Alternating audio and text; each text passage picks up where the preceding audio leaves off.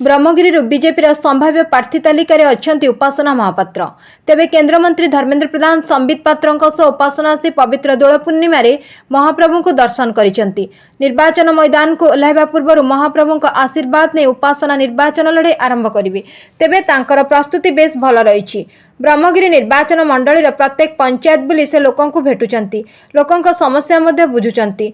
तांको बापा स्वर्गत लुलु महापात्र प्रति लोकों अजस्र भल पाइबा अछि। एणु आगामी दिन में ब्रह्मगिरीवासी तांको आशीर्वाद प्रदान करिवे बोली आशा रखिछंती बीजेपी नेत्री उपासना महापात्र।